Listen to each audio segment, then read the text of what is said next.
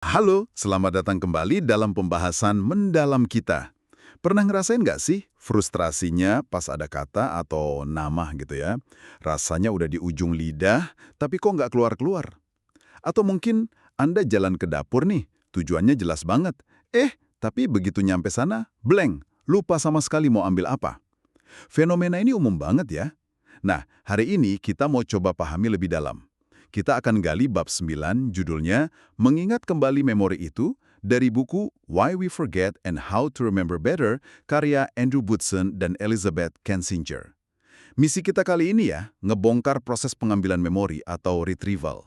Kenapa sih proses ini sering gagal? Terus, ada strategi apa yang bisa kita pelajari dari buku ini buat memperbaikinya? Pengalaman lupa nama orang yang baru dikenalin, atau detail obrolan penting. Nah, bab ini nyambung banget sama pengalaman-pengalaman itu. Yuk kita telusuri bareng. Mungkin hal pertama yang perlu kita luruskan itu persepsi umum kita soal ingatan. Buku ini tuh menekankan banget kalau manggil lagi sebuah memori itu bukan kayak kita ambil buku yang udah jadi dari rak perpustakaan. Atau buka file digital yang utuh gitu aja. Prosesnya ternyata jauh lebih aktif, lebih dinamis, bisa dibilang lebih kayak proses konstruksi. Dan konstruksi ini bisa aja nggak sempurna tiap saat. Metafora kunci yang ditawarin di bab 9 ini itu mengingat ibarat membangun kembali sebuah struktur. Membangun kembali ya? Itu langsung mengubah cara pandang saya loh. Selama ini saya, dan mungkin banyak dari kita juga ya, mikirnya memori itu statis, sesuatu yang dicatat otak, disimpan, terus tinggal diambil lagi pas butuh. Jadi metafora perpustakaan atau lemari arsip itu kurang pas ya menurut buku ini. Iya, metafora membangun kembali ini dianggap jauh lebih akurat. Buat nggambarin apa yang terjadi di otak kita, bayangin gini deh.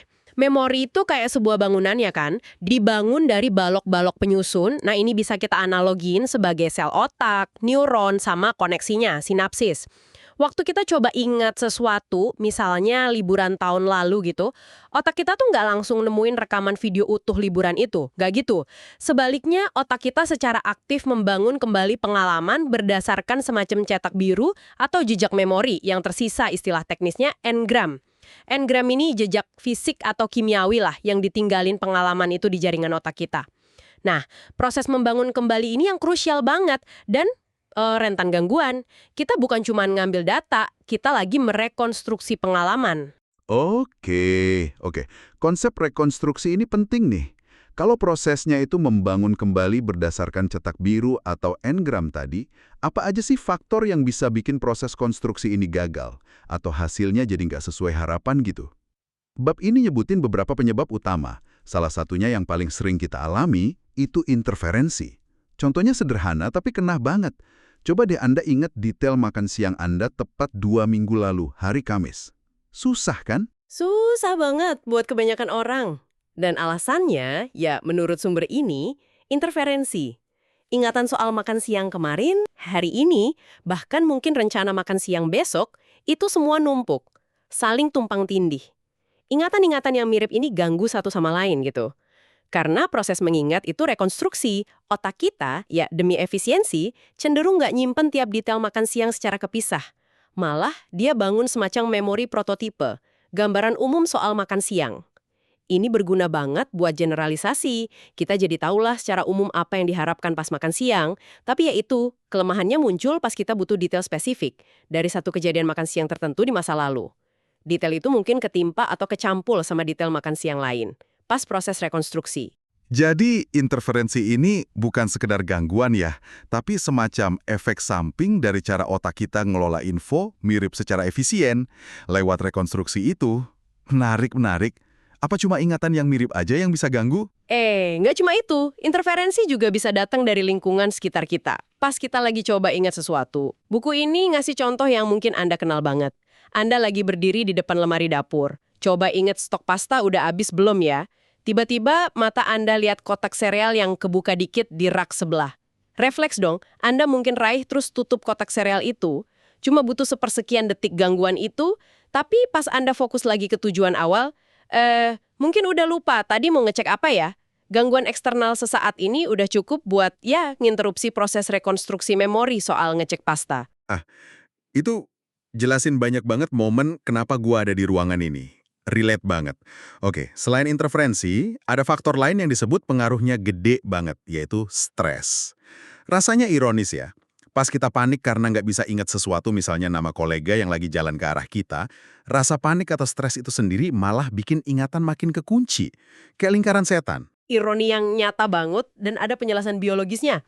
Stres terutama yang akut ya, itu diketahui ganggu fungsi hipokampus. Hipokampus ini area vital di otak kita, perannya kunci banget dalam proses membangun kembali memori episodik, ingatan soal peristiwa spesifik dalam hidup kita. Nah, di sini muncul paradoks menarik yang juga disinggung di bab sebelumnya, bab 8 buku ini.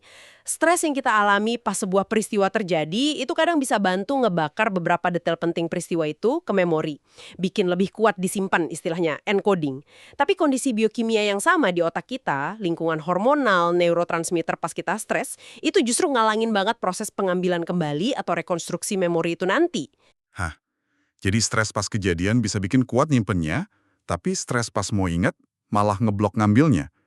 Gimana tuh mekanismenya stres bisa ngalangin proses membangun kembali memori itu? Gampangnya gini, pas kita stres, otak kita masuk mode bertahan hidup. Atau respons darurat. Prioritas utamanya jadi ngolah info dari lingkungan saat ini yang dianggap ngancam atau penting buat dihadapi cepat.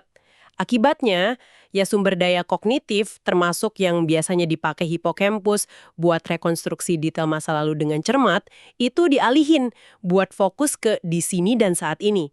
Kayak, pintu akses ke gudang cetak biru memori di hipokampus jadi lebih susah dibuka gitu. Karena otak lagi sibuk nanganin darurat sekarang. Proses rekonstruksi yang butuh fokus dan teliti jadi keganggu. Paham. Jadi interferensi dari memori lain atau gangguan lingkungan, terus kondisi stres internal, itu dua penghalang utama ya dalam proses rekonstruksi memori kita. Kalau gitu, apa dong yang bisa kita lakuin buat bantu proses pembangunan kembali ini biar lebih lancar? Bab 9 ini nawarin beberapa strategi praktis nih. Salah satunya, manfaatin petunjuk pengambilan atau retrieval cues. Betul, kekuatan petunjuk ini sering kita remehin loh. Coba deh Anda luangin waktu sebentar sekarang. Pikirin lagi masa-masa SMA Anda. Cuma dengan petunjuk umum masa SMA, itu aja. Mungkin tiba-tiba muncul serangkaian ingatan spesifik yang sebelumnya nggak lagi Anda pikirin. Teman, guru, kejadian lucu, atau bahkan bau kantin sekolah mungkin. Petunjuk bahkan yang umum gitu, bisa jadi titik awal atau jangkar lah buat otak mulai proses rekonstruksi memori yang relevan. Kayak ngasih benang pertama buat ditarik gitu ya. Dan buku ini juga nekenin peran lingkungan eksternal sebagai sumber petunjuk yang kaya banget. Contohnya menarik, balik ke kota tempat Anda kecil dulu bisa micu gelombang kenangan yang mungkin udah puluhan tahun nggak muncul. Tepat sekali. Lingkungan fisik tempat sebuah memori terbentuk itu nyimpan banyak banget petunjuk sensorik dan kontekstual. Lihat toko kelontong di sudut jalan yang dulu sering didatengin bisa micu ingatan jajanan favorit. Lewat gedung sekolah lama, bisa ingetin suara bel istirahat atau muka guru tertentu. Ini terjadi karena elemen-elemen lingkungan itu keasosiasi kuat sama cetak biru atau engram memori yang kesimpan. Mereka nyediain balok-balok penting buat otak mulai rekonstruksi kenangan masa lalu. Ini nyambung ke strategi berikutnya yang terkait nih. Nyocokin konteks. Prinsipnya kedengeran logis ya. Kita bakal lebih gampang ingat sesuatu kalau kondisi atau suasana pas kita coba ingat itu mirip sama kondisi pas kita pertama kali belajar atau ngalamin hal itu. Ini berlaku buat konteks eksternal, kayak lingkungan fisik, sama internal juga, kayak suasana hati atau kondisi fisik. Prinsip ini namanya konteks dependent memory sama state dependent memory. Jadi kalau Anda susah ingat nama orang yang baru ketemu di pesta, buku ini nyaranin buat coba lakuin semacam perjalanan waktu mental. Coba bayangin lagi suasana pesta itu, Anda berdiri di mana, siapa aja di sekitar, musiknya apa, bahkan perasaan Anda gimana pas itu. Seneng, gugup, capek. Menciptakan lagi konteks internal dan eksternal pas memori itu kebentuk, itu bisa nyediain petunjuk yang dibutuhin buat rekonstruksi nama orang itu. Perjalanan waktu mental, suka saya istilahnya. Kedengeran kayak teknik detektif, tapi sepraktis apa ini misalnya buat belajar? Apa kita harus selalu belajar di tempat yang sama persis sama tempat ujian nanti? Nah, ini bagian menariknya. Prinsip nyocokin konteks emang berlaku. Misalnya, pas ujian ngebayangin lagi suasana ruang belajar Anda, tata letak catatan Anda, mungkin bisa bantu micu ingatan materi yang dipelajari di sana. Tapi sumber ini juga nyorotin temuan riset yang nunjukin kalau belajar di berbagai konteks yang beda, misalnya hari ini di perpus, besok di kamar, lusa di taman, itu justru bisa lebih efektif buat retensi jangka panjang sama fleksibilitas penggunaan informasi. Loh, bukannya itu kebalikan sama prinsip nyocokin konteks? Kok belajar di banyak tempat malah lebih bagus? Pertanyaan bagus. Belajar di berbagai konteks emang gak maksimalin pencocokan konteks buat satu situasi spesifik ya, kayak ujian di kelas tertentu. Tapi manfaatnya itu informasi yang Anda pelajari jadi kurang terikat pada satu set petunjuk kontekstual aja. Dengan belajar di berbagai tempat dan suasana, Anda sebenarnya ngelatih otak buat rekonstruksi informasi itu pakai beragam titik awal atau petunjuk. Ini bikin pengetahuan Anda lebih portable dan fleksibel, lebih gampang diakses dan dipakai dalam berbagai situasi baru di dunia nyata, bukan cuma dalam kondisi spesifik tempat Anda belajarnya. Contoh klasiknya belajar bahasa asing. Anda kan pengen bisa pakainya pas beneran interaksi di negara itu ya, konteks baru, bukan cuma pas ngerjain tes di kelas, konteks belajar awal. Belajar di berbagai situasi itu bantu bangun fleksibilitas rekonstruksi memori itu. Jadi tujuannya bikin cetak biru memori itu lebih fleksibel ya, dan bisa dibangun ulang dari berbagai fondasi petunjuk. Masuk akal, masuk akal. Baik, mari kita coba rangkum sedikit apa yang udah kita bahas dari bab 9 ini. Intinya, lupa itu seringkali bukan berarti memorinya hilang total, tapi lebih karena kita gagal dalam proses aktif membangun kembali atau merekonstruksi memori itu pas kita butuhin. Dua penghalang utama proses rekonstruksi ini, interferensi, gangguan dari memori lain atau lingkungan, dan stres yang ganggu kerja hipokampus. Buat ngatasinnya, kita bisa manfaatin kekuatan petunjuk pengambilan, retrieval cues, baik dari internal maupun eksternal, dan coba cocokin konteks pas ingat sama konteks pas info itu pertama masuk. Termasuk juga strategi belajar di berbagai konteks buat bangun fleksibilitas ingatan. Mengingat pada dasarnya itu sebuah aksi, sebuah konstruksi ulang. Anda ngerangkumnya bagus banget. Penekanan pada sifat aktif dan rekonstruktif dari ingatan ini yaitu inti pemahaman modern soal memori, seperti yang dipaparin di bab ini. Ini bukan sekedar muter ulang rekaman video yang pasif dan sama persis tiap saat.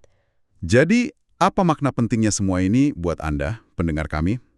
Mungkin kesadaran yang paling dasar ya, bahwa tiap kali Anda berhasil ingat sesuatu, entah itu kenangan liburan, materi pelajaran, atau nama orang, Anda sebenarnya nggak lagi ngakses file statis. Anda lagi terlibat dalam proses rekonstruksi aktif. Otak Anda kerja keras nyusun lagi informasi, atau pengalaman itu berdasarkan jejak-jejak yang kesimpan. Dan ini bawa kita ke implikasi yang cukup mengejutkan.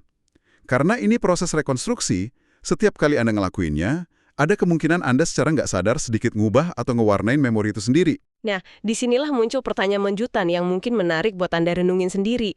Kalau tiap tindakan mengingat itu berpotensi ngubah memori itu sendiri, seberapa stabil dan otentik sebenarnya narasi masa lalu yang kita yakini? Ingatan kita soal peristiwa-peristiwa penting dalam hidup kita, seberapa akurat rekaman itu kalau proses ngambilnya aja sifatnya rekonstruktif, bukan reproduktif. Ini juga buka pintu ke diskusi yang lebih dalam soal fenomena memori palsu. Gimana kita bisa ingat sesuatu yang nggak pernah terjadi? Sebuah topik yang dibahas lebih lanjut di bagian lain buku ini, misalnya di bab 12. Gimana otak kita bedain antara rekonstruksi yang dasarnya engram asli sama konstruksi yang mungkin udah terkontaminasi atau bahkan sepenuhnya baru. Ini wilayah yang menarik banget dalam studi tentang ingatan. Pertanyaan yang sangat menggugah pemikiran ya. Ini nunjukin betapa kompleks dan dinamisnya ingatan kita. Terima kasih sudah menyimak pembahasan mendalam kita kali ini, mengupas bab 9 dari Why We Forget and How to Remember Better, tentang seni dan ilmu di balik pengambilan kembali memori. Semoga eksplorasi ini ngasih Anda perspektif baru ya, tentang cara kerja pikiran Anda sendiri, dan mungkin beberapa ide buat ningkatin kemampuan mengingat Anda. Sampai jumpa di pembahasan berikutnya.